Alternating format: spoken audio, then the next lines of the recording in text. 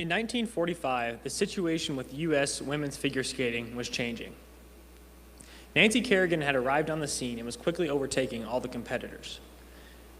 This made them nervous, especially Tanya Harding, who wanted very badly to go to the Olympics. Harding wanted so badly to be first that her husband, Jeff, hired a man named Shane Stant to break Kerrigan's kneecaps.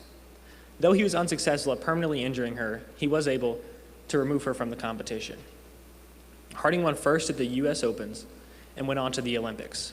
Second place went to Michelle Kwan, who thought it wasn't right that Kerrigan had her spot taken.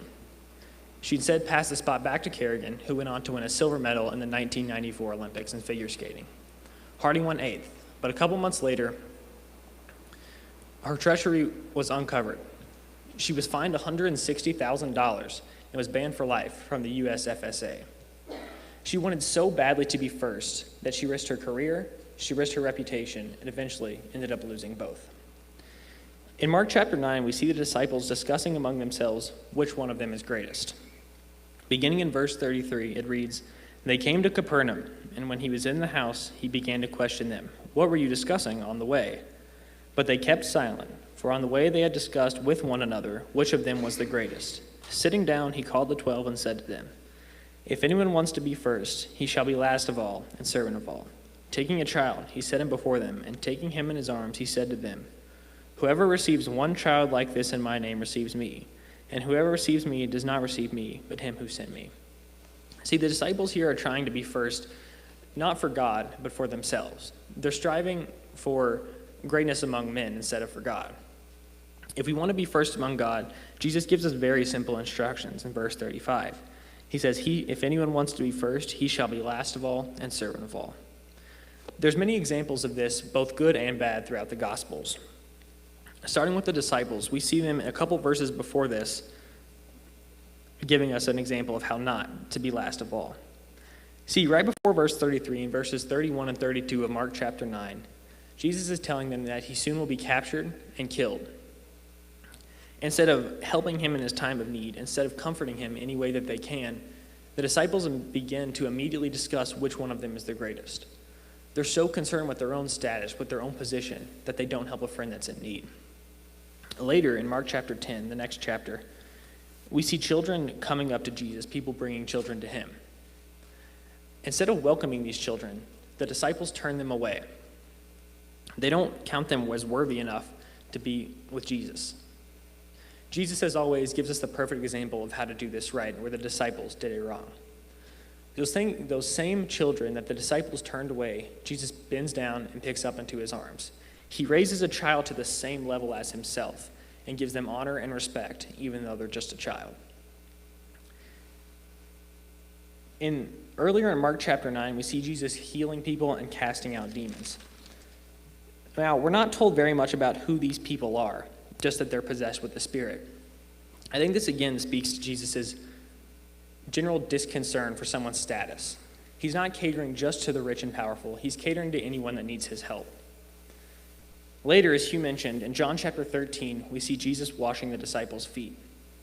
He physically lowers himself beneath them, and though, as Simon Peter points out, they should be the ones serving him, he lowers himself and washes their feet. The greatest man this world has ever known is lowering himself and serving others. Something I think that's really interesting about this passage in Mark chapter 9 is the way it's composed. In verse 35, it says, "If anyone wants to be first, he shall be last of all and servant of all."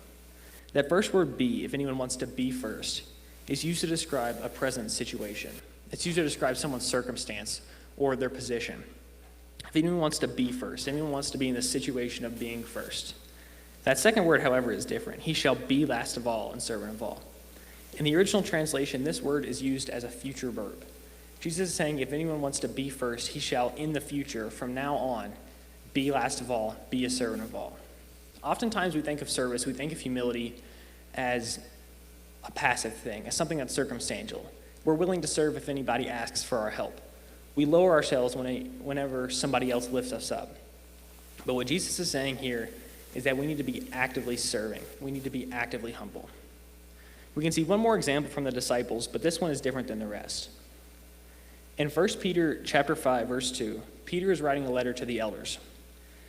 Verses 2 through 6 say, "Shepherd the flock of God among you, exercising oversight not under compulsion, but voluntarily, according to the will of God, and not for sordid gain, but with eagerness. Nor yet as lording it over those allotted to your charge, but proving to be examples to the flock. And when the chief shepherd appears, you will receive the unfading crown of glory.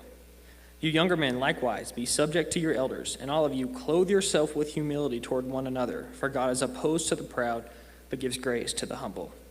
Therefore, humble yourselves under the mighty hand of God, that he may exalt you at the proper time." This is the same Peter that was walking down the road discussing that he was the greatest among them. See, Peter listened to Jesus' instructions. He actively worked to humble himself, and he actively worked to serve, and we can see the change when he's writing these letters some years later.